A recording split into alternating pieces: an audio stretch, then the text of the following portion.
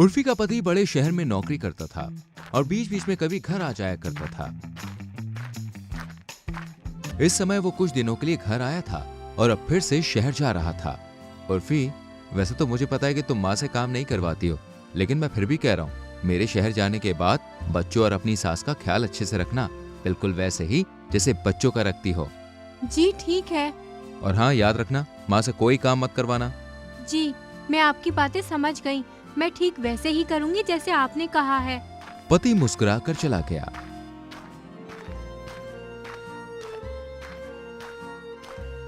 उर्फी ने अपने पति की कही हुई बातों का ध्यान रखा और अगले ही दिन अपनी सास से बोली, माँ जी, आपके बेटे मुझसे कहकर गए हैं कि माँ को अपने बच्चों की तरह संभालना और उनको कोई काम मत करने देना, इसलिए आप घर का कोई काम नहीं करेंगी। बस इन बच्चों के साथ खेलिए, खाइए और मौज कीजिए। सास बहुत गहरी सोच में पड़ गई। फिर कुछ देर बाद बोली, ठीक है बहू, तू जैसा कहेगी मैं वैसा ही करूँगी। अगले दिन सुबह उर्फी अपने बच्चों को डांस सिखाती है। उर्फी गाना गाती है, बम बम बोले मस्ती में डोले, बम बम बोले मस्ती में तू डोल रे, देखो देखो क्या वो पेड़ है। तभी उर्फी की नजर अपनी सास पर जाती है और उसे अपने पति की कही हुई बातें याद आने लगती है। माँ को बच्चों की तरह ही संभालना है, इसलिए उर्फी सास को भी डांस सिखाने लगती है। माँ जी इधर आइए और आप भी बच्चों के साथ डांस कीजिए। ये सुनकर सास घबरा उठी और उर्फी से कहती है, अरे बहू, तू ये क्या कह रही है? मुझे इस बुढ़ापे में डांस करवाएगी? कहीं हड्डी वड्डी में लचक आ गई, तुझे ही सेवा करनी पड़ेगी मेरी। कोई बात नहीं माँ जी, आप पहले यहाँ आइए और डांस कीजिए। मैं नहीं चाहती आपके बेटे को कोई शिकायत का मौका दूं।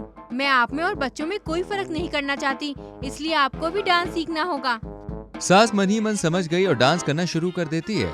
उर्फी अपने मन में सोच रही थी, अच्छा हुआ माँ जी मान गई, वरना बेवजह इन्हें मुझ पे गुस्सा करने का बहाना मिल जाता। थोड़े दिनों के बाद जब उर्फी ने अपनी बेटी के लिए फ्रॉक खरीदी, तब उसे अपने पति की कही हुई बातें याद आई। फिर उसने अपनी सास के लिए भी एक फ्रॉक खरीद ली। ये लीजिए माँ जी, आपके लिए भी नई फ्रॉक लेकर आई हूँ। अरे बहू, तूने कुछ उल्टा सीधा खा लिया है क्या? मेरे लिए फ्रॉक लेकर आई है। मैं बुढ़ी हूँ, ये तुम छोटी को ही पहनाओ, मुझे नहीं पहनना। लेकिन उर्फी नहीं मानी और जबरदस्ती करके फ्रॉक पहना दी।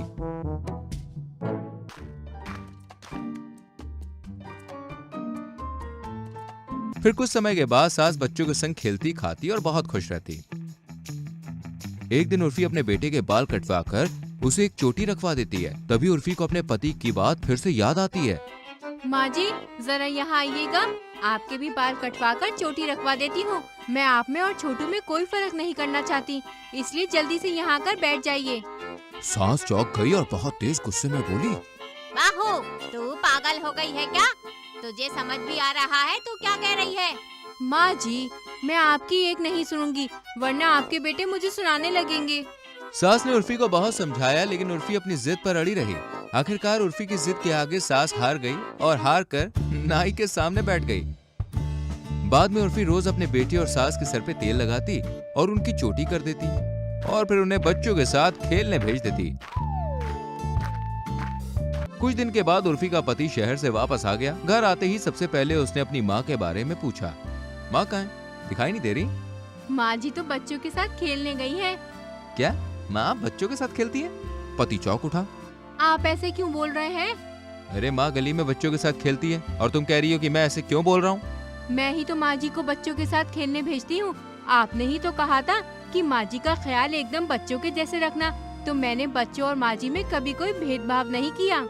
अरे मैंने ध्यान रखने को बोला था, बच्चा बनाने को नहीं बोला था।